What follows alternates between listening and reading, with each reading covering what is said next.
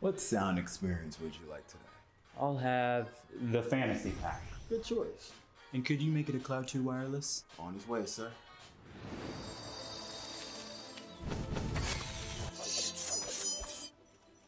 Sounds amazing.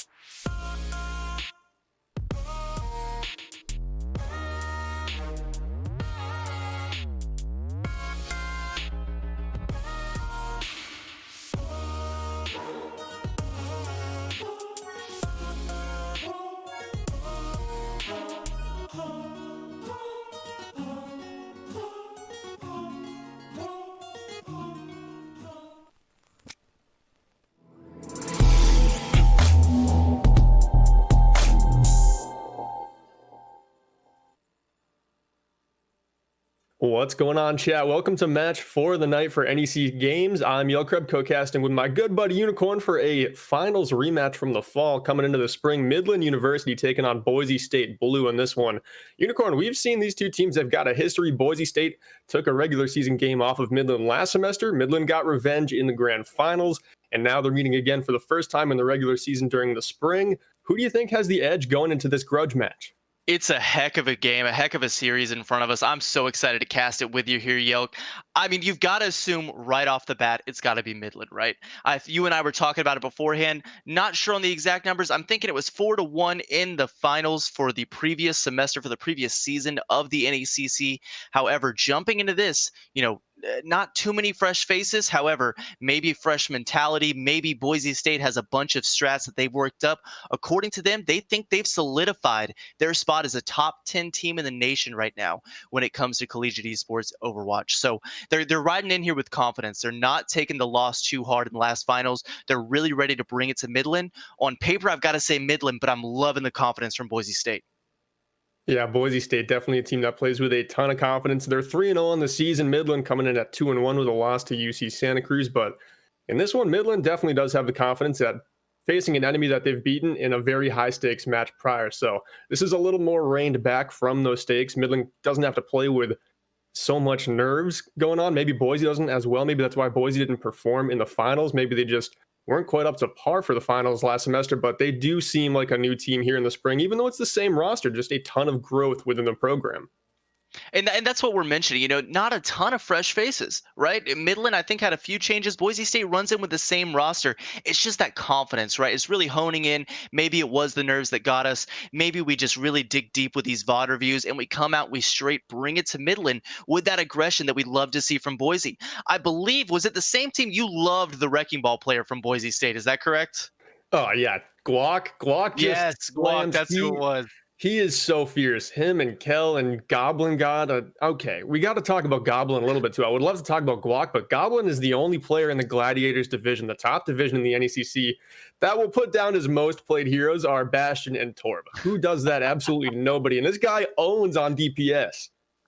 He does. He does. He's absolutely a force to be reckoned with. And like you said, on Bastion, Torb, I mean, you see Echo, Tracer. I mean, we just saw a crazy May from Uncivil Word. You've got these standard rushdown or dive heroes, but when you throw Bastion and Torb, I mean, do you just stick it in any comp and know that Goblin God's gonna perform on it? I mean, maybe that's what they rely on here, but I'm looking out, at least for the side of Boise State, like you mentioned, for Guac.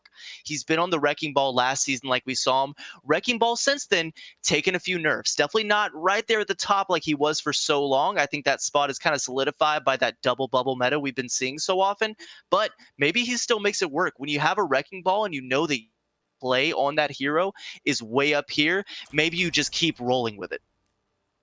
Pun intended. You're absolutely right. I mean, okay, I like it. You did mention it. I wasn't going to mention it, but I like to keep rolling with it, Pun. Appreciate it. So it seems like Blizzard is trying to make Brawl a little bit better in the matchups against these split comps that have been running rampant with Sigma, Wrecking Ball, and heroes like that. Double Bubble has come back in a big way in the last week with the recent patch, but Ryan's gotten some changes. Zarya's getting some new changes on a new experimental patch. Orisa got a heavy buff on the last patch, but hasn't gotten quite as much playtime as I think the devs desired her to get, and it really has been that Double Bubble. But I think Guac is going to have no problem playing the Wrecking Ball today. I think it's his absolute comfort pick, and the rest of Boise State rallies around how he plays that hero, how he calms, and the timing that front line gives them. And as you can see, the place to watch here on Oasis isn't going to be anything with a team fight. It's very clearly going to be match chat. So make sure you keep your eye on that. Make sure you look away if it gets a little weird too fast. However, these players obviously a bit of a vengeance seeking from the side of Boise State, but clearly some rivalry going on here. A lot of fun. As we jump in here, walk me through this blue side. You got Noro, you got Shatter on a Winston Ball here. Not super conventional, but definitely formidable right now. Yeah, this is a point where you want to make sure you can set up your engagements using these high grounds in the middle pillar in the center of the point. They teleport out of the spawn to get some extra speed with that symmetric pick, but it doesn't seem like they're going to win the race and beat Boise State Blue to this jump pad high ground. And Boise State Blue already pouncing on this Echo, but Noro's able to take down ASU to start the trade war. Chatter comes in with an engagement onto the Rhine, but Guac still stands tall as what bursts down Goblin. The typical Bastion player on the Somber right now, a different look for him. A large bagel also goes down to the burst from What, who finishes off Guac as well. What has started off very hot, just like he ended in the finals last season. He was the player of the match, I believe, during that Midland Boise game. I believe he was as well. That's actually, if I'm seeing it right, that's a clean 4K, maybe even a 5K there from What on that Tracer. He's already got a Pulse Bomb ready to go. It's online here at 99% ready to come out. The closest person to him is Scout right behind him at 78 towards this Nano. You've got to assume that they use this going into this fight. I want to see a quick Pulse Bomb, maybe onto a tank or just the backline, either force out the immortality or hopefully it gets baited out beforehand and stops the fight before it even starts, as they want to move coast side toward these cars. Boise State coming in from the coast side. What? Trying to line up this Pulse Bomb and avoid the D.Va Mech. Gets stunned in. Can't quite get his ultimate off, but he's able to make it out with his life. Lands the stick in onto Plato, taking him out along the coast side. Now just collecting that mega health pack before he goes back in. Still anyone's fight here as Guac struggling to claim this space, spinning around with his shield, trying to block all the damage he can, as the rest of Boise Blue not really in good positions to piece off this Midland defense, but they're able to find Scout and Sky more toward the jump pad side of things. The D.Va ult committed by Kel just so he gets that remake, and the fight can be stabilized on the point by Boise Blue, but it's still not over yet. They have to continue to commit Ultimates Unicorn to wrap this one up. And this is exactly what Midland wants. They know the fight's probably over. They'll commit the Primal to it, but look at all the ultimates that the side of Boise State Blue have to expend just to really take control here. It all started with Kel and a large bagel absolutely sectioning off Scout there. Ends up on the jump pad fighting for his life.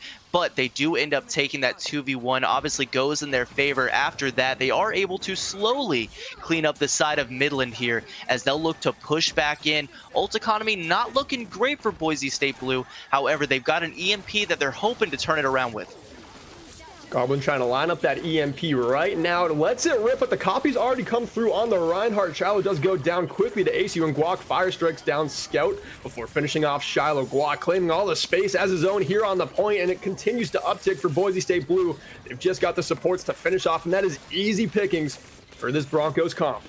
I like the way that they're trying their best to enable Guac inside of this kind of makeshift rushdown that they have. They're making space via the off angles, forcing Midland onto point, and then once they're there, you know, Chatter, who was previously on that ball, Noro on the Winston, once they're there in that Reinhardt's face, it's easy pickings for Guac as he does get the snipe with that fire strike. But we'll see Chatter go to Zarya now on a very traditional double bubble, and we'll have to see if it works out for them. You'll see Noro immediately start contesting point here as Guac moves in on him. Guac moves in, as does what, whips the pulse bomb on the Bagel. Noro goes down to Plato in the front line. The beat drop committed by Bagel to push in Guac even farther into the back line, swinging away onto Chatter, but he's 100 charge and looking dangerous, but he's put to bed finally by Plato. Another fight won for Boise State Broncos as they've got 76% pushing into final fight territory here on the first point of Oasis.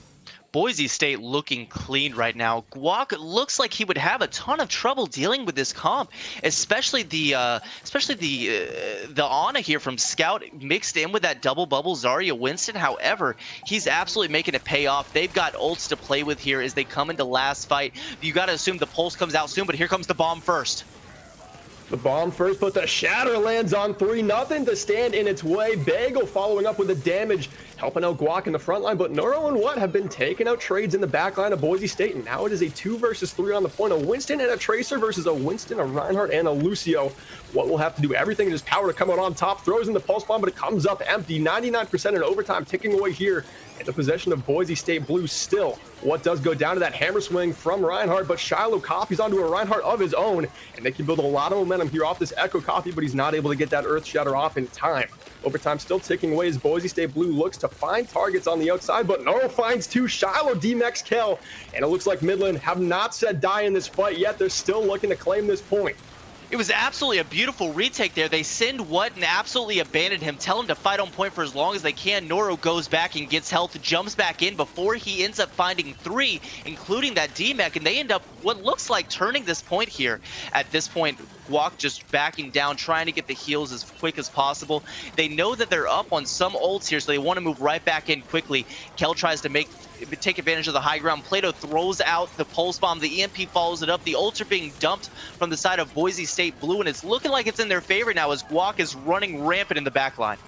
Boise State just had the ult economy advantage. Midland had to do everything in their power and everything in their arsenal to keep that point from going Boise's way earlier, but it doesn't seem like they'll be able to stave off Boise much longer as that EMP to start this engagement really sparked an absolute flurry of kills for the Broncos. Plato able to delete Noro, and it seems like Boise State in full control at this point, not letting it go at 99 and looking to claim round 1 on Oasis as their own.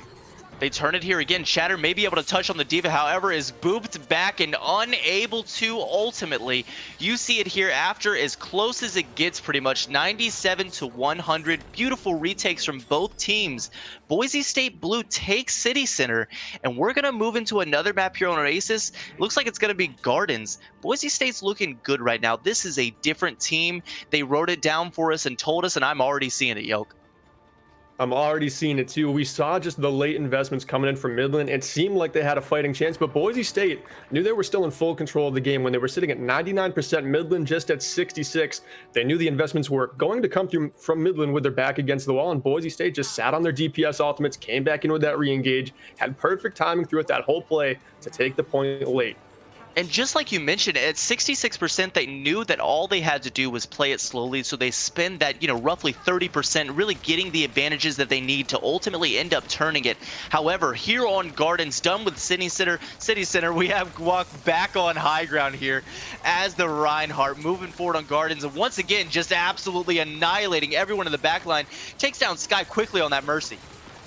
Despite playing against a dive comp, it seems like Guac has complete tempo control with the help of Bagel on this Lucio, just speeding him around, carting him to everywhere he needs to go, and they're able to just avoid the dive and not let any targets on their team be that vulnerable and stick out like sore thumbs for this dive comp of Midland to target. It definitely seems surprising. What I want to see here from Noro as, well, nope, he's no longer on the Winston. Looks like he opts for a Reinhardt himself. That's the ultimate victory there for Guac. If he can get them off of that double bubble meta and back onto the Reinhardt standard brawl, maybe that's exactly what they're looking for. They have to be comfortable now. They've got the high ground control. They're going to force Midland up here. The brawl's going to commence quickly here as Kel tries to go for some boops, but the Maywall's there as well. Noro's able to pin Plato into that Maywall. What headshots down Goblin God. And now Guac just trying to make a play up against Chatter, who's already used his personal bubble. He's backed up against the wall, taken down by the hammer swings from the Boise State main tank as they look to keep control of this point. But what? Hosting a presence on the point, trying to stun fan down the fearful main tank, but eventually he does get that kill, but Bagel does melee him down. It's just a Lucio duel on the point, something you don't see very often. I'm not sure Midland can get back in time to contest this one out. Yeah, it looks close there for a second. However, Sky ultimately gonna give it up on that Lucio, run back with the help of Scout on that Baptiste. Midland's gonna look to regroup here. Once again, you see Boise State Blue take advantage of that high ground presence. They're just gonna continue enabling Plato on that McCree, who has a high noon of his own ready to go, hoping the Maywalls work out in his favor this time. There's so many ultimates on the side for Boise State. They start this one off with the high noon that finds a pair. Shiloh and Sky both fall. What is able to headshot trade out a kill onto ACU and take down Plato as well. But that shatter from Guac in this little closed-in hookah room is going to be what puts the stop to the Midland attack. Man, what on this McCree is absolutely decimating. They're losing the fights, but I mean, he's just matching everything Plato is able to put out, even when the fights are not going in his favor. I love to play him from here so far, but 95% Boise State Blue ticking away. Looks like they are going to have Sky to touch, but the EMP bomb is immediately going to meet the full force of Midland. Noro's able to touch here on the Reinhardt, able to swing. He has the amplification matrix keeping him up. However, Guac in the back line absolutely destroys Scout with the pin from behind. The ambush is there. Noro is left without healers.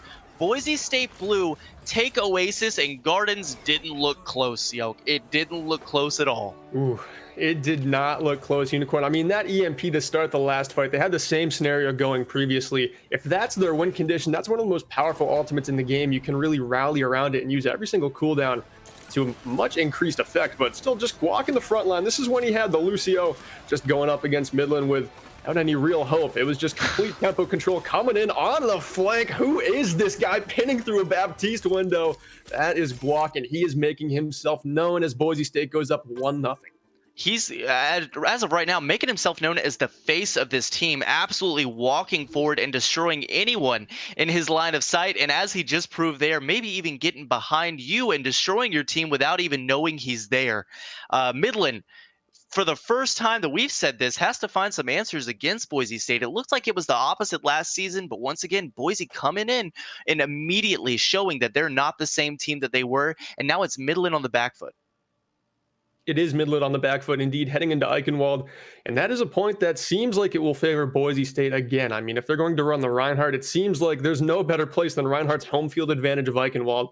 And Guac has looked great so far, despite us touting him as the best wrecking ball in this division. Hands down, like definitely the best wrecking ball. I don't believe it's that close. He dominates every single game he's in, and it's just a shock to see him on Reinhardt to begin with.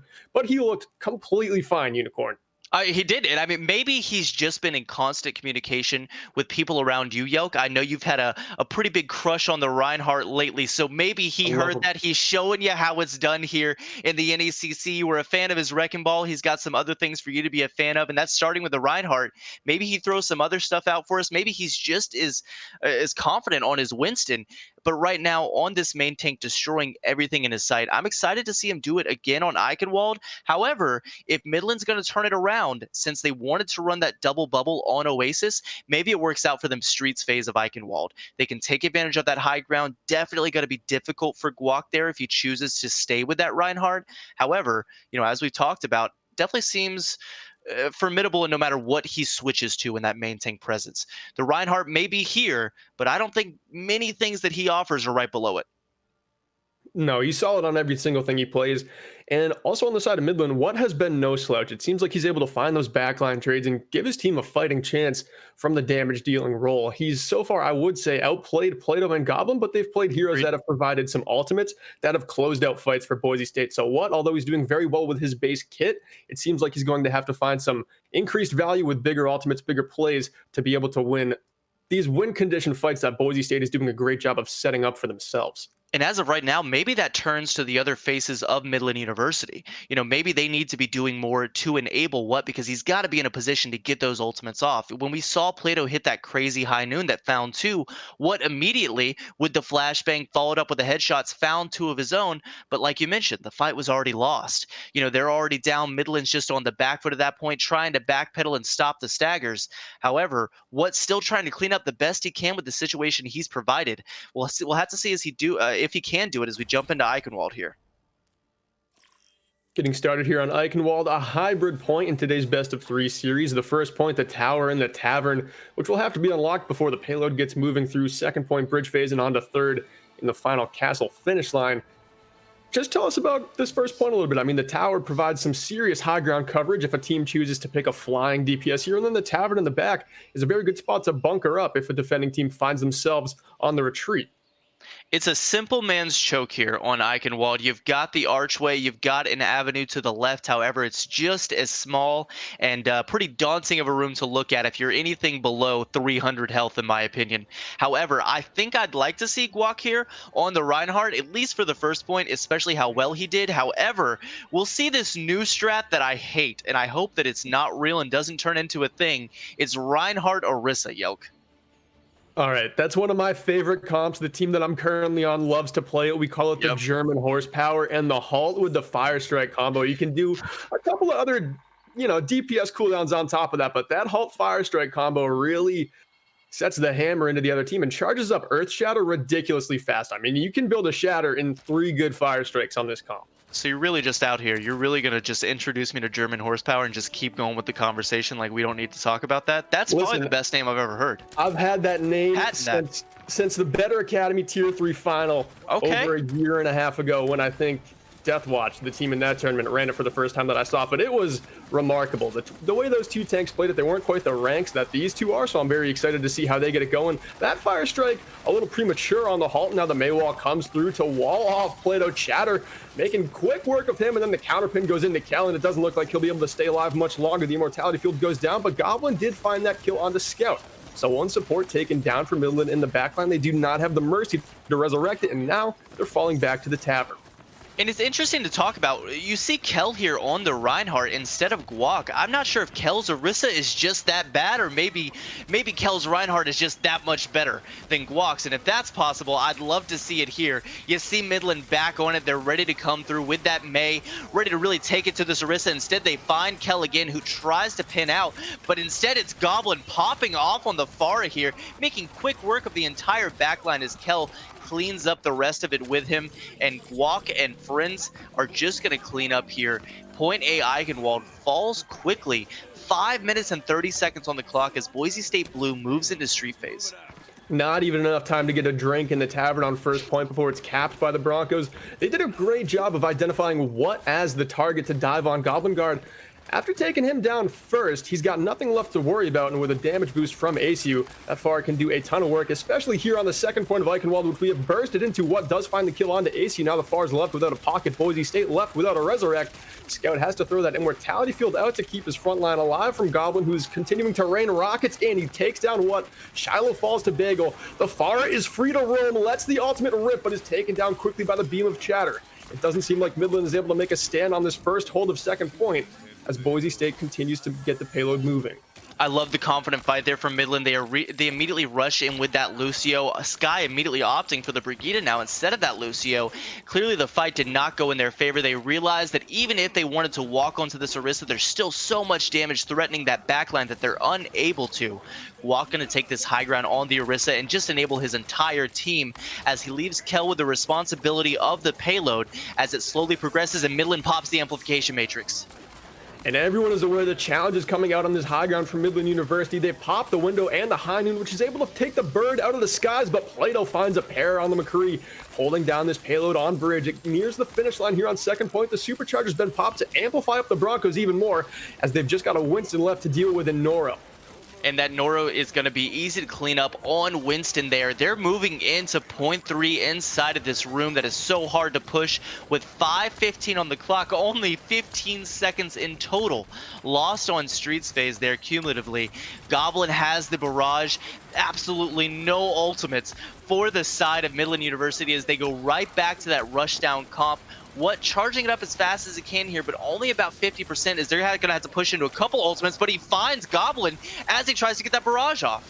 Barrage absolutely shut down. That is the momentum Midland was hoping to build, but they've still got to clean up some kills. The shield's looking awfully low on the side of the Broncos, and it seems like Shiloh on this May is just putting up way too much of a front line to get through, but Chatter is desuited. A large bagel bursting him out of that mech, and now Plato popping the high noon from the staircase, finds another pair. He has been lights out with that ultimate so far. Kel steamrolling in, pinning Noro against the wall.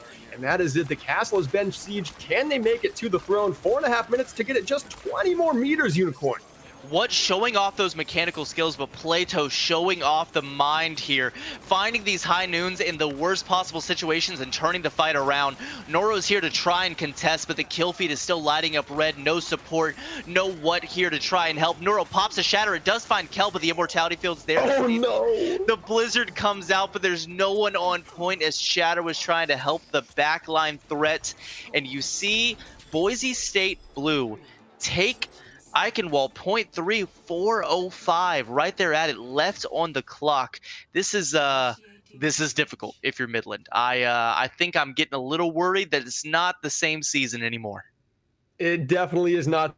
The State team is looking flashy, but they did win in the regular season last season before Midland won in the championship. So the story is not fully written here in the regular season. This is just a best of 3. Midland University is a different looking team in a best of 5, but right now they definitely have to look for answers. Boise State has predicted this meta perfectly, and they're playing their comp to perfection. Boise State throwing out a little shade there, saying in chat a number letter moment, or a letter number moment. Kind of a hint of a C9 there. You got to assume letter number moment. I mean, I've got to assume that accentuates a C9 there, Yelk. Talking a little smack here as they're up on Eichenwald. I've never actually heard that terminology for a Charlie Niner before, but Bagel teaching me something like he does every time I seem to spectate him. But again, talking about this German horsepower comp, you were surprised to see it. Were you surprised to see how well Boise was able to run it against Noro and Chatter on very meta tank picks? I love the idea of it, and I've watched some videos on why the comp works. I know, we mentioned experimental patches and things like that with the Zarya buffs. People are hoping that it doesn't stick because, it kind of thrives off that double shield idea, but we saw it work perfectly Streets phase, right? They get the high ground, Walk enables them, and then Kel just continues to push that payload, and they thrive from there. However, Midland's now on the attack here. They've got their rushdown comp ready to go. The immortality field has to be used early, and what still falls? He does indeed. The McCree's taken down, and unfortunately for Midland, Boise does have that Resurrect to put onto Goblin, and he can just fearlessly take to the skies again because what has traded out, and Midland does not have that Resurrect of their own. Plato able to headshot down Shiloh with the help of that damage boost, and Kel wastes absolutely no time pinning in, but he will get collected by Noro and taken close to Midland's spawn before being pinned up against that wall and taken down, and now Boise State left without half of their front line, put in a tough spot here on defense. Yeah, the fight looked in their favor until a bit of an overextension there from Kel. At this point, you got to assume Midland just wants to get in as fast as possible. However, pin is a great ability because Kel's already right back in the game. I don't believe anyone was ready for Plato to have that high noon so soon, but they've still got to buckle up because Goblin is coming up on this barrage. They pop the window to amplify some damage onto this choke. And Noro swinging away, trying to claim some space on this point, but he's unable to collect all of it. Chatter does take down Goblin, so they won't be able to get that far ultimate off. Chatter is desuited by ACU up top, but still 1 by 1. Midland collects some kills. They've only got 2 left to deal with. Plato on a deep flank, but he's taken down in a trade with what? A clean attack there from Midland. I'm not as impressed as what I saw from Boise State. However, they take it all the same. 4:50 on the clock for them as they move into Streets phase. They've got to deal with Goblin on this far. What's definitely handling it the best he can, but the angles that Goblin's utilizing throughout these natural structures is forcing What to take these angles that he otherwise wouldn't want to be in. I love the play here, and you'll immediately see Boise State Blue off for this high ground, as you so often see on Eichenwald. However, now they had to deal with this German horsepower of an Orisa Rhine up there. The amplification matrix is popped, and it's just a free 15 seconds off the clock here for Boise State. Take a drink, just chill and relax for a moment. No one's pushing the payload for a bit. No one is for a bit, and Goblin is just trying to set up this rocket barrage right on the other side of this second point gate. 4 minutes on the clock left for Midland, and they clearly see that there's something in the sky they have to deal with before they can claim any space beyond this gate. Nora rolls in. Can the rest of his team follow up behind him? They've got to get to the castle to find some cover. The high noon popped, and so is the barrage. Both DPS ultimates committed by Boise, but it's going to be What? Headshotting Goblin out of that ultimate again. They've done a good job at shutting down the barrages thus far, but the slam lands on the 2. Intel pins through Noro and takes down Chatter. Guac does fall to Sky, but I believe the job has been done by the Broncos. It's definitely looking like it there. They're able to utilize that high ground until it's finally time to jump down. However, Shiloh's committing the Blizzard. They don't think they're done with this. Kel's on his way out, and they turn it there. That was clean. I liked the retake there from Midland. I think they knew they didn't have the Orisa to deal with, and Shiloh was feeling that Blizzard in his back pocket and knowing that he could lock up Kel on his escape. And that's exactly what they did, and now they've just got to do their best at holding these tight doorways and keeping Boise in spawn as long as possible, because this bridge is a very tough point to get if the defense is able to get out. But the supercharger is popped. The Diva ult comes in over the top. Can it find anything for Chatter? I don't believe it can. It doesn't look like it. Chatter does find Guac with the bomb, though. However, Chatter's off the map. Shiloh's there to try and help. Does take out Plato, but What's there with a high noon as well. He takes out a large bagel. Noro just fragging out on point, swinging for the fences here. He's got Guac in his sights as he continues to swing. Guac trying to spin as best as he can. However, it's a huge Shatter that finds 3.5 there, as Goblin's in the wrong place at the wrong time as well, trying to continue holding. However, Midland are going to take it here. A large bagel doing his best to try and contest here at the last second, but it doesn't even get the immortality field out. Scout takes him out. Not Scott. Maybe his name is Scott. Scout takes him out as they move into point 3, and they've got about 3:45 on the clock. Definitely a good number as well, but as you can see, already moving into point 3, lower, a smaller time bank than Boise State had when they finished. I mean, that is just a true testament to the strength of Boise State, because this has been a very incredible attack and response we've seen from Midland so far, but it is just not enough to match the time bank. But Midland not done yet. They've got to counter this Riptide coming up from Goblin. He's just stalling it against this wall and using the entire time bank. He talked about this in an interview. Using the entire time bank of the Riptide before you let it fly is a way to get a ton of cooldowns out and just completely back up the other team with fear. Scout's immortality field is taken down by Kel. They won't have that going into this next engagement. Noro does fearlessly engage with the help of that Maywall and pins through Guac, with the beat drop just building up this team. It doesn't seem like they're done here. Midland need to finish this map now to keep their time bank in a competitive fashion, and it seems like Unicorn, they might just be able to do it. It's looking like they are. However, I love the retake here from Boise State. They're playing patient until the last second. However, it may not still be enough here. Noro finds the Shatter, ends up pinning Guac. That was the main person they needed there for stalls. Kel is frozen out there too. Almost eats the Blizzard. However, still not enough. Falls out of mech and eventually falls to the ground. The contest is over. 2 minutes even for Midland University. 2 minutes as the team that capped with just less than Boise State. If both time banks are over 2 minutes, the game does bring it back down to 2. As you can see, Boise had, I think, 4 minutes 5 seconds, and it's changed to 3:28. That just kind of expedites this game out a little bit so it doesn't drag on, let's say, 25-30 minutes. We've had them go that long before. It's still possible. Both of these teams in overtime could still cap 3 points again. Unicorn, we might not be done after this. I mean, those are 2 time banks where you can get that done, and I don't think there was much of a speed bump for either of these attacks. I mean, when we talk about 2 teams of this caliber, I mean, just to highlight it here, and another quick congratulations, Shatter actually hitting top 10 on an alt account, top 10 NA, so that's a super impressive feat. But when we talk about 2 teams here that are this high in the standings, you absolutely see these maps go on for 5-6 points. You know, it's usually just the attacking team getting the momentum and snowballing. They're able to take advantage of this ult economy so heavily here as we move into the higher SR. We'll have to see if they can do it here on Eichenwald. However, Midland University down about a minute 30 in their time bacon. They're going to have to use it to their advantage here quickly, or try not to be used to their disadvantage here, as they want to move in quickly to point A on attack, and they're going to do it with the same rushdown they started with.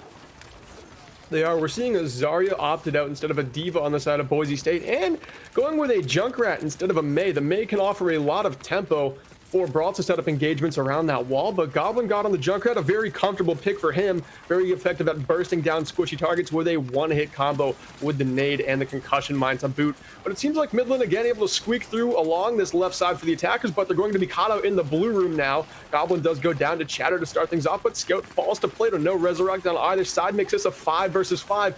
And what a scrappy engagement to start the first fight here on Eichenwald is what falls to Kel. It definitely is. Chatter was on the objective immediately and was capping it, however, chose to go back to his team. That might have been their demise here, as Guac is able to walk forward. He's back on the Reinhardt now. Just notice that. He's just going to clean up Chatter, probably stall this baby diva out. Maybe a little bit of respect. Maybe she's dying early. Nope, she's going to live for as long as they decide, as they're going to send her back to spawn here after about a 10-second stagger. We're down to 1 minute even on the clock. Midland in a 2 very clean fight territory, maybe one scrappy one left. Unfortunately for Midland, not coming up on a lot of ultimates. Scout can charge up that amplification window very quickly, but the first one will come out from ACU, but a Maywall is put up right in the window itself. Goblin God trying to keep some flank control before Midland wraps around this side yet again. Now he rips the tire, and look at him just stall it out one more time. Goes into blue room, finds a triple kill. Sky Scout and what? My goodness. All going down in a blink of an eye, and that will send Midland packing once again. And he's going to hit us with the voice lines. 20 seconds left. Midland's going to be desperate here. They've got the amp matrix. Maybe they can build up a blizzard here if they're lucky and this fight turns long. Noro's going to drop any idea of an earth shatter and immediately go to ball here just to try and touch the last seconds. He's going to be able to, but there's still 4 seconds on the left on the clock. He's got to preserve his health here. Midland University rushing in on their final stint. What does headshot down Plato before popping his own high noon. Isn't able to find any kills with that, but Chatter does rocket down kill. ACU falls as well. Midland collects 4 kills, and they've won this first point outright. Now it's just a matter of how far they can get this payload pushed before Boise State has their chance to attack. It looks scary there for a second, but as you would say, it's officially winnable at this point. They're pushing it here into point 2. They move on to Streets phase. Once again, this is overtime, folks. So if anybody, for any reason, gets off of that payload for about a second and a half, and that will continue getting quicker and quicker and quicker until it goes down to 0.25 seconds, I believe, at its fastest. Overtime will expire and the round will be over. So Midland forced to stay on point here and keep this low ground for now. Boise State just has a massive positioning advantage, claiming this castle. It is a literal fortress they're choosing to defend. They drop down from the high ground. Guac lands in the slam, but he's stunned before he's able to clean up those kills. The beat drops come out from both sides. The May ultimate committed by Shiloh Scout. Headshotting down AC the Baptiste no longer for the Broncos. Goblin also does follow that Diva Bomb thrown out by Chatter, but it's a 4 versus 4 here in the spawns. Really in neither team's favor, so the brawl continues out on point. Guac unfortunately gets pinned into that Maywall. Noro collecting the kill onto him, but still Boise State not giving up yet. They want to find one more pick before they're sent back to spawn, and I don't believe they're able to do it, Unicorn. Definitely not. A large Beagle trying to do what he can. He's just playing around on point here, trying to stall as much time as possible, trying to stop the progress. Every single meter matters here as we move on to the bridge. It's so easy to get teams booped off here, even for just a second. Once again, forced to stay on that payload is Midland University. The amplification matrix is here. Plato finds one. No, I'm sorry, he doesn't. He finds a matrix. Instead, Goblin finds one, and they're moving forward. This has got to have Boise State written all over it here as they move in, but the shatter's there from Noro. A fantastic swap over to the Widowmaker, unexpected to come out from Goblin GDH, but that is going to get the job done. He's able to take down Scout through that amplification matrix, and Scout had that ultimate online. That could have been a playmaker for Midland University, but the one hit through the amplification matrix from Goblin, shuts him down, and that solidifies the defense here going into second point. Boise State, I mean, they've got the time banks to get this done.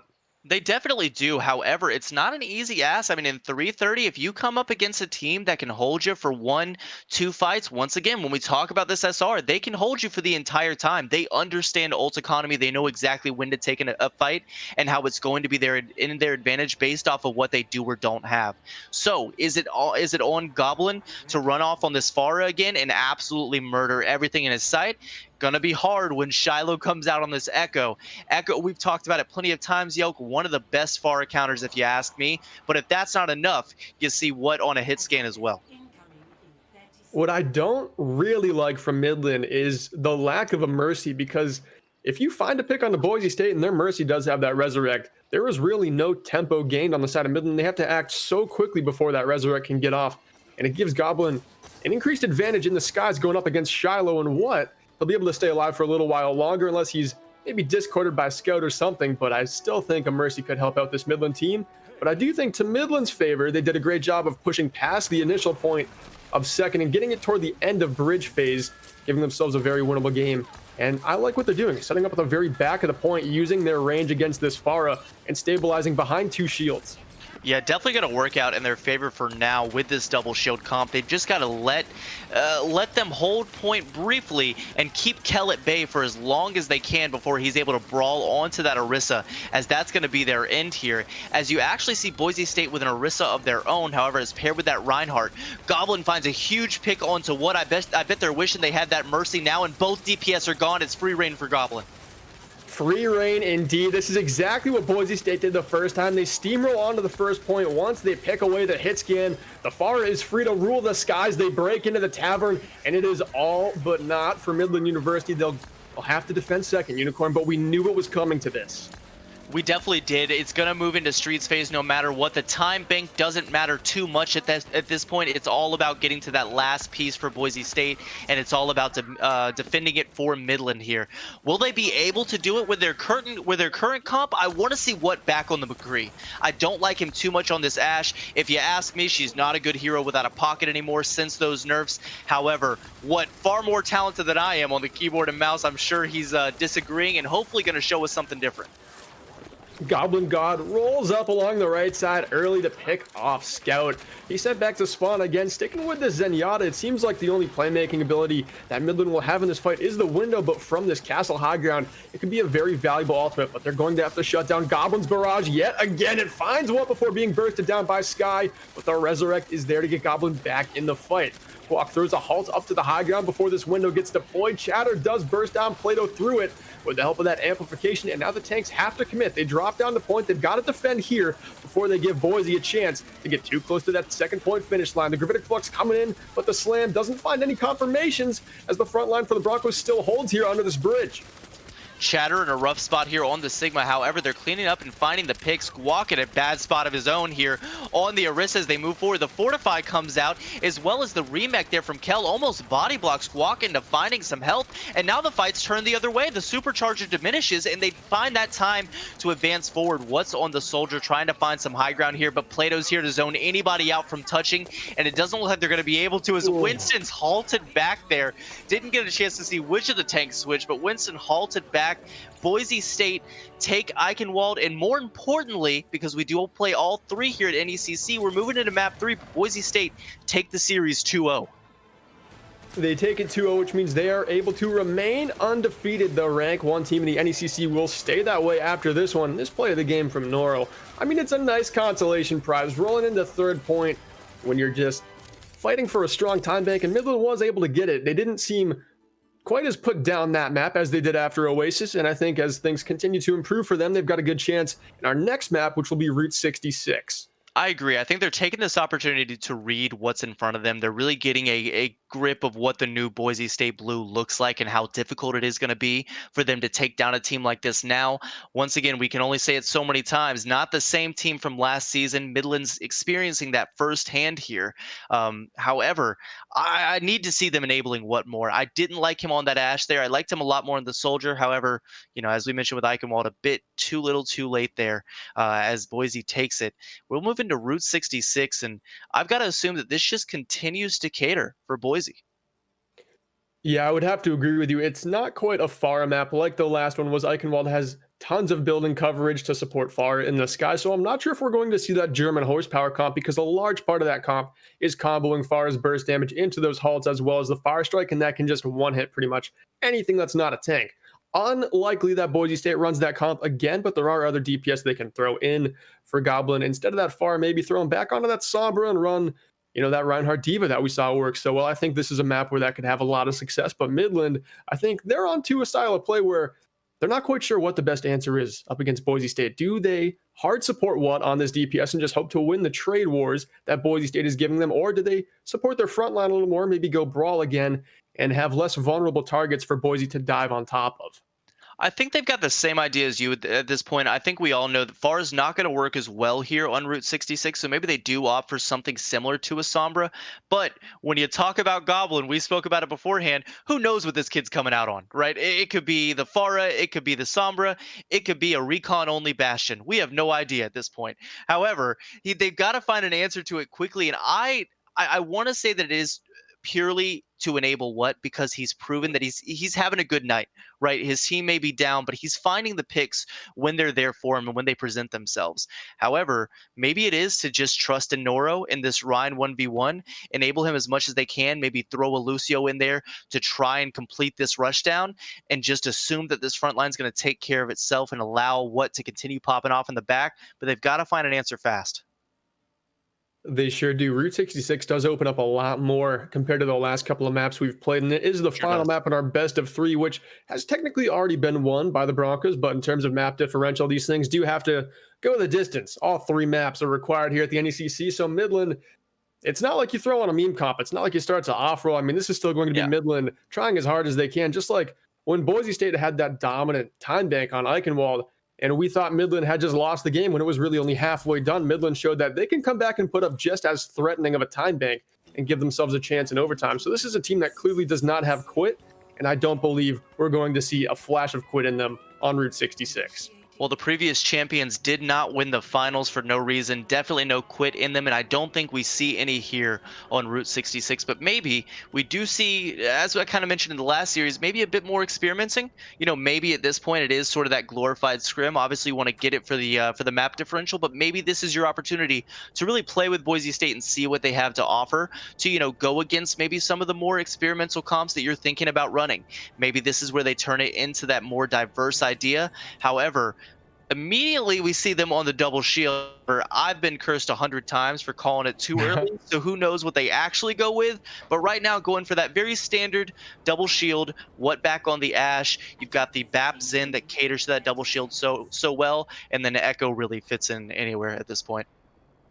I do think Double Shield stands in a pretty good spot in the meta right now, but Boise State seemed to have done a very good job at reading the meta and going with a Reinhardt and a Lucio rushdown, as well as some poke DPS. So they're equipped to spam down the Double Shield in the front line, and when the resources on the side of Midland's tanks are low, they've got the speed boost and guac on the Reinhardt to just go in and brawl them out and really take control of the entire game on both ends of the fight, early and late. If they can just live through the poke phase, that is what Midland is setting up for, to find a lot of picks before the fights even get going on this comp.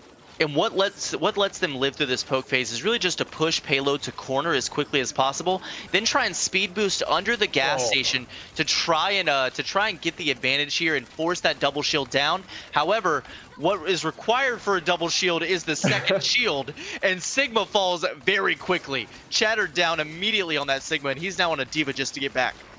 He was standing in a very aggressive spot. I like it if you're trying to take the off angle, but it didn't seem like he was reading the room very well, and it became a very dangerous spot very quick, as we all saw. ACU does find that headshot pick on the scout before they're able to get away from this little canyon corridor, as it seems like this payload is not going to stop once before it reaches the first point. Midland is struggling to get themselves collected to get a contest going.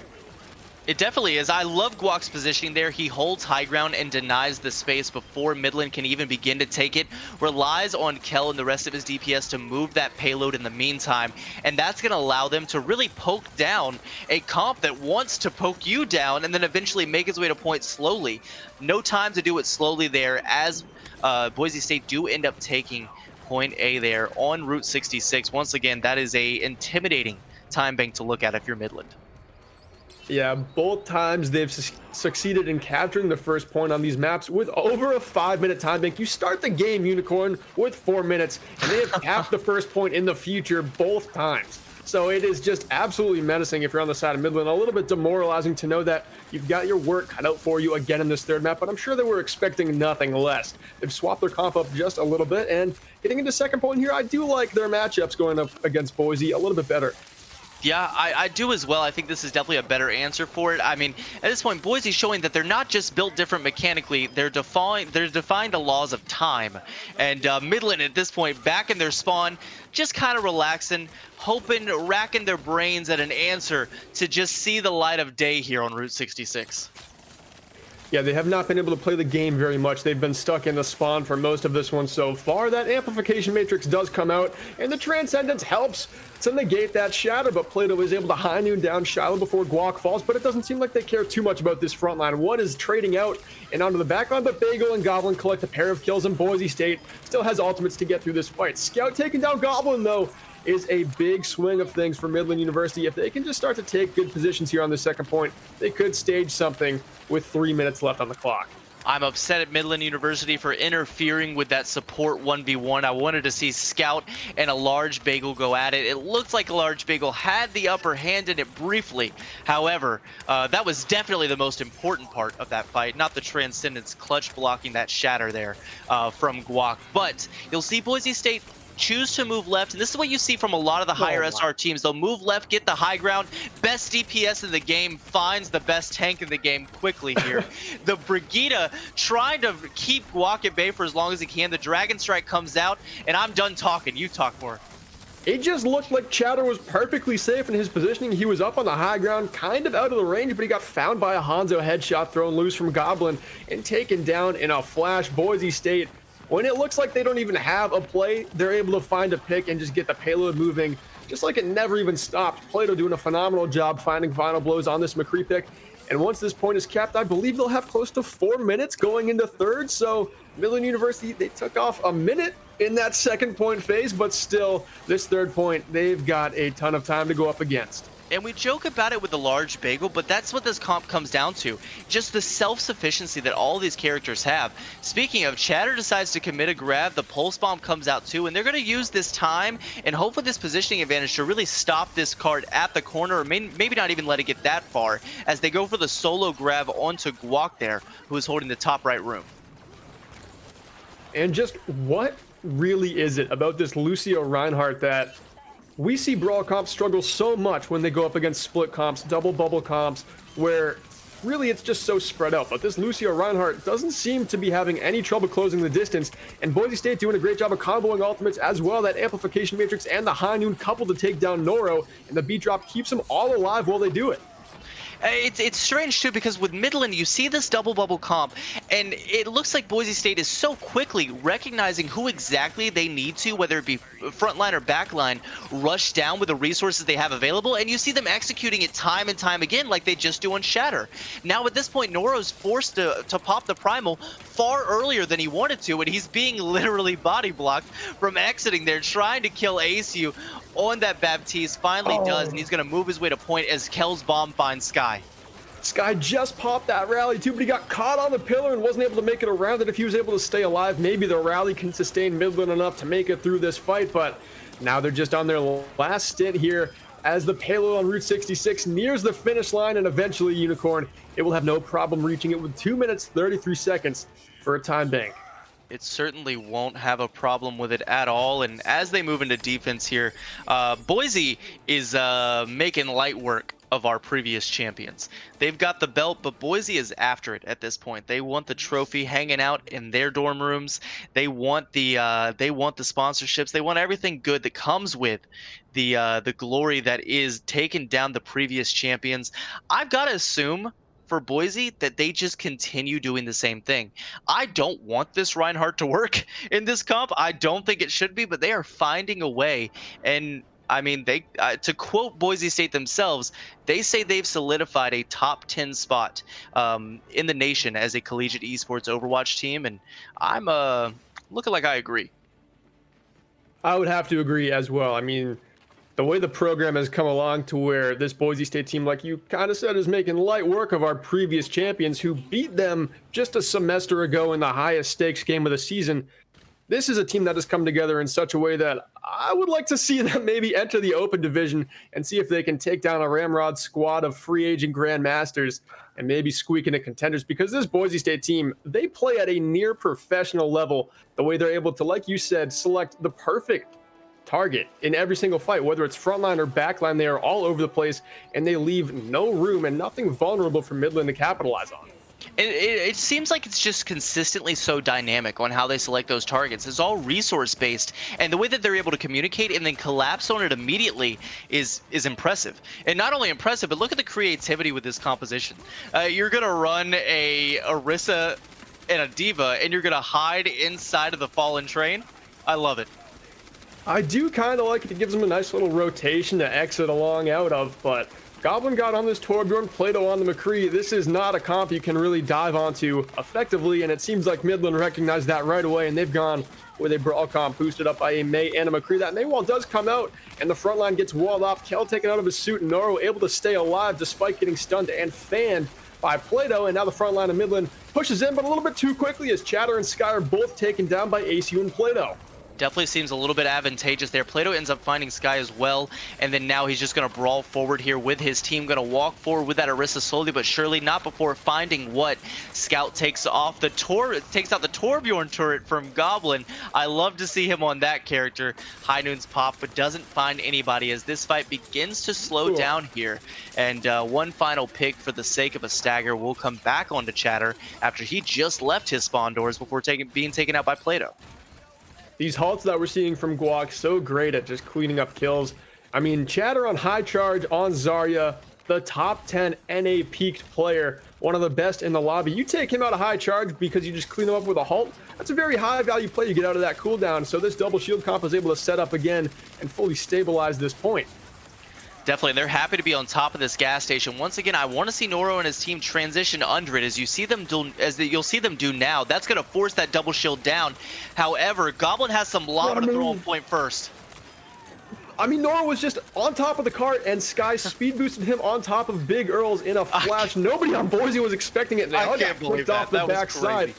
That's the kind of play they have to make. They haven't made Boise State look like they're dealing with anything unexpected very much in this match, but that was one of the flashes of greatness we've saw from Midland that proved that they're a team with a lot of tricks up their sleeve that can compete with any team in our toughest division, but still Boise State cling to this point. They counter this blizzard with a number of picks from Kel and Goblin, but Shatter taking down Kel. Could stabilize things here for Midland. They're still playing with 3. A large bagel does take down 1. It's a 2 versus 2. Who's got it in the bag? Unicorn, the beat drop says Boise State. They throw the beat drop, they commit to it. Now it's just Sky trying to get out. He's got a beat drop of his own, but unwilling to bend there, or excuse me, force it out of his own pocket there. Doesn't want to commit the beat drop on that fight. I can't blame him, but when we talk about commitments, I mean, they went forward on an amplification matrix throughout the blizzard there and didn't see anything but a little bit of progression there. Boise State are able to position better and take the fight in their own hands, and we're going to see another one immediately as the Sky Noon comes out. Sky Noon comes up, but countered to perfection. Plato only finds 1 on Shiloh. The cart almost inches up to the finish line, just 4 meters to go, but still Boise State looking like they're going to brawl in with the help of the supercharger and the amplification window thrown out by ACU, and they're going to defend this point just fine once more. 40 seconds left on the clock for Midland to get it done, and all they have is an Earth Shatter from Noro. Yelk, where did all those check marks from Midland go?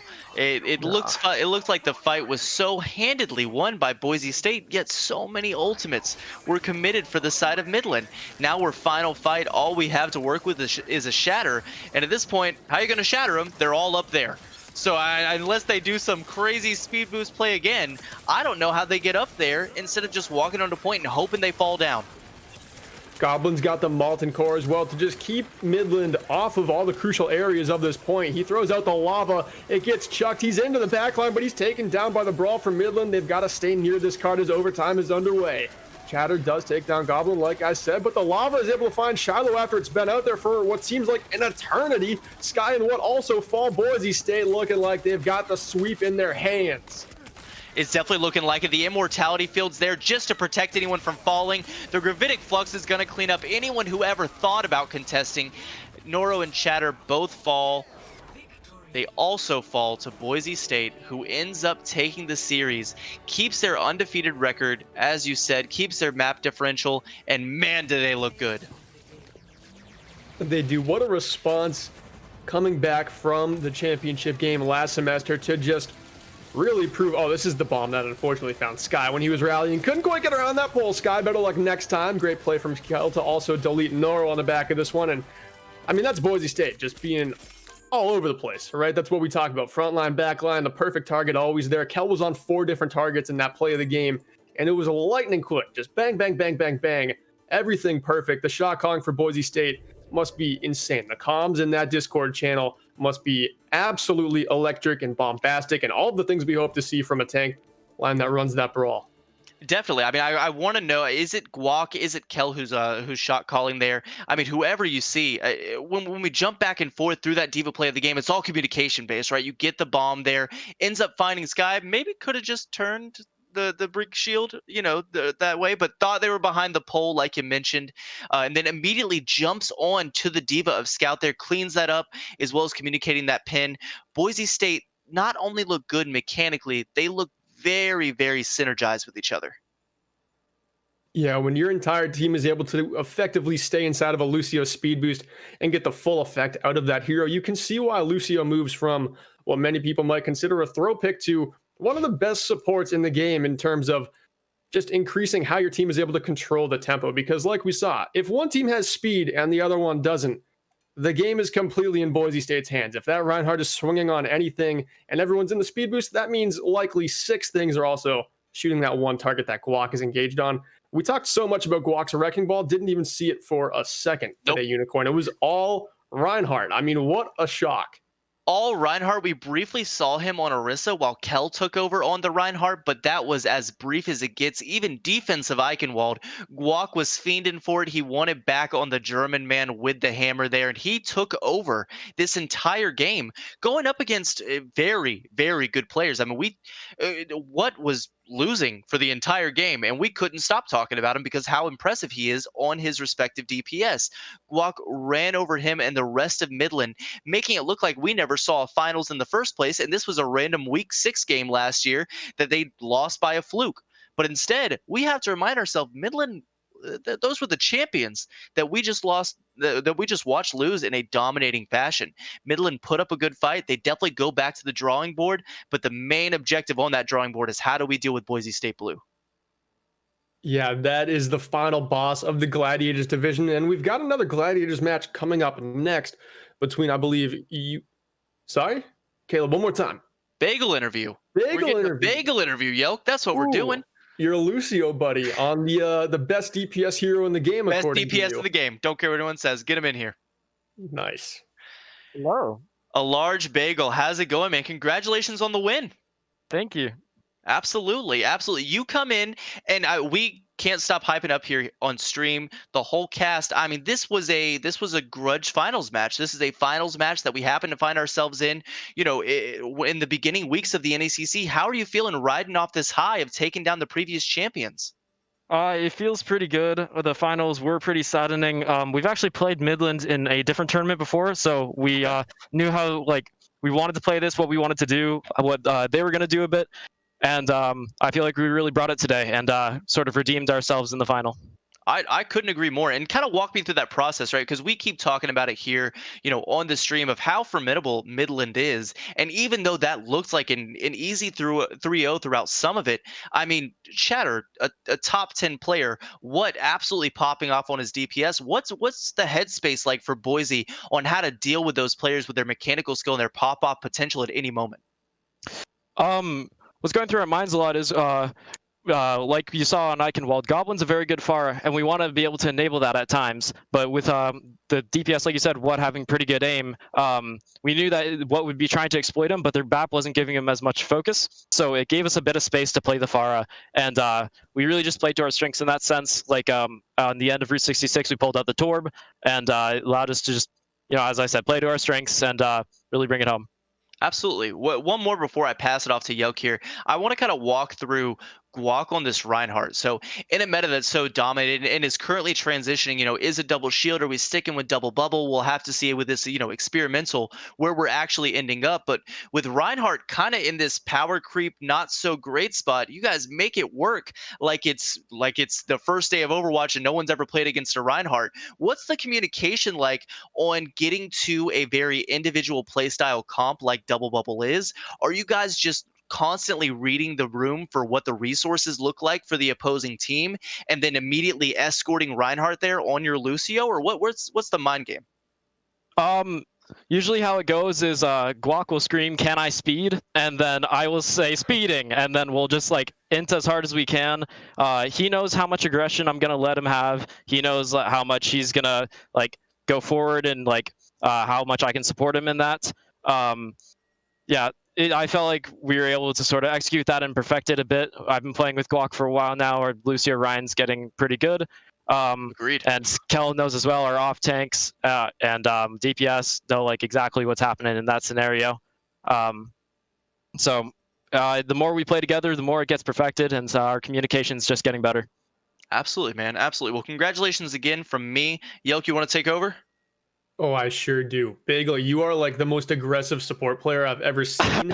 Usually you're on a Zenyatta transcendencing from spawn back to the fight, but today you were on Lucio. How do you decide what heroes you want to play in a given match? Is it a reading of the meta or more of a comfort pick type thing where your team plays to the strengths of each individual player? Absolutely a reading of the meta. This past season of competitive was my best one I've ever had, and I just basically one-tricked Zenyatta the entire time. But Lucio was what carried me from Masters to top 500 originally, so I have been locking that. I still got the skill, and my teammates need that to be brought out, especially for the speeding the Reinhardt around in the current meta. So I'm able to bring that to the table. And are there any other advantages that Lucio brings other than just speeding and carting the Reinhardt around? Oh, How does the rest of your team get support from that hero? Reddit Lucio. I int my brains out and I push people out of position. You'll see a lot of times I was up in the face of the other team, and first fight on Route 66 specifically, I was just sitting and waiting for the Sigma to take a little too much space so I could boop them off into our team, and that just cascaded the first point in our favor. Oh, it sure did. I mean, they had trouble getting out of spawn all the way through second point, and it was off the back of that boop onto Chatter, like you said. And I'm so proud that you just said Reddit Lucio. Like, you didn't even break stride in that. No hesitation. Like, what does Lucio bring? You're just like Reddit clips. Reddit Lucio. Just...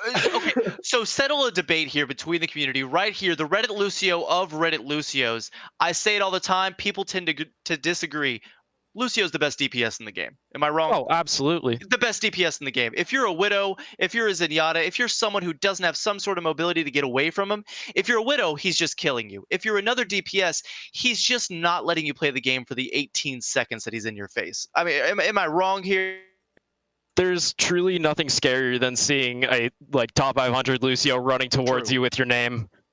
True. Well, is that it for you, Yelk? Any other questions for the man? That's all I got. I'm excited for you to continue to just using support ultimates to get back from spawn in the future. Congratulations again on beating Midland today. Yeah, thank you so much. I really appreciate you guys hosting this tournament. Absolutely, Bagel. We're happy to have you, man. Congratulations once again. Just so you know, Yelk and I requested to cast this game because it was that rematch of finals. So we're happy to be here. Look forward to casting you a bunch more, man.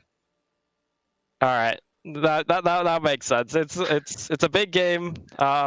I really appreciate you guys casting it, and just make it happen. Absolutely, man. All right, take care, Bagel. You guys too. Thank you. All right, well, that was once again a large Bagel, your Reddit Lucio player for Boise State Blue. We've got another game coming up. Yelk, any parting words here? As I mean, once again, Boise State probably riding high here. I'm assuming the rest of chat as well. We saw the grudge match of the finals of last season come to fruition. Ends up 3-0 in Boise State. What you got to say about it? I mean, the Broncos definitely riding high, like you said. They are the final bosses of the Gladiators division. They've locked it down. This was the ultimate proving game for them and Midland as well to see if they're still a contender in this finals race as we go on. But I think the thing that Midland needs to take away is this is similar to what happened last season before they ended up winning the championship. They're a team that can learn as the season goes on. Maybe they didn't quite predict the meta right during this game. And Boise State just just had the edge there in a pretty clean way where they knew exactly what they were going to run, and they knew that they weren't going to be the team that was searching for answers. But if Midland reads the game a little differently as the league goes on, I think they could be a different team because they've got the pieces to beat a team like Boise State. But Boise State definitely the undoubted best team in Gladiators right now. Absolutely. And from what we've seen from Midland last season, and even as we move forward into this series, they are very adaptive on how they can transition to a meta and specific to what team they're dealing with. You know, people in chat here at the NECC don't think you're seeing Midland. Don't think you're done seeing Midland here. They've got a lot more to show. It's going to be a great season for them. I don't doubt that at all. I think they're super talented. I don't think they're done with Boise State yet either. I think they want some more. There'll be another rematch. I'm absolutely sure of it. This is not the last time these two teams see each other this season. But up next, we've got our fifth game of the night, UC Santa Cruz versus Fresno State 1. Another Gladiators division game, some very high-level competition. Grandmasters coming to play again for us here on the NECC. Unicorn, you got any final words for this one before you say goodnight to chat?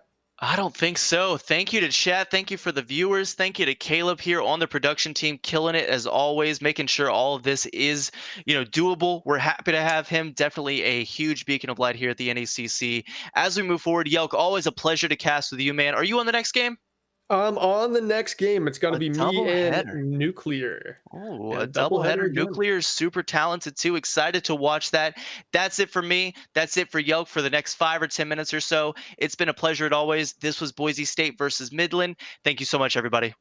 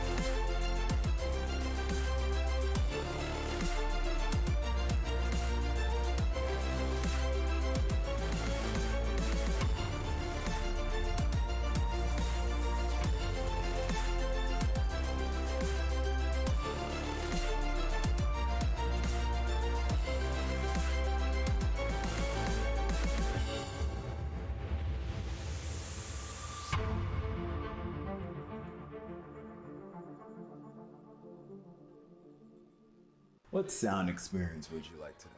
I'll have the fantasy pack. Good choice. And could you make it a Cloud 2 wireless? On his way, sir.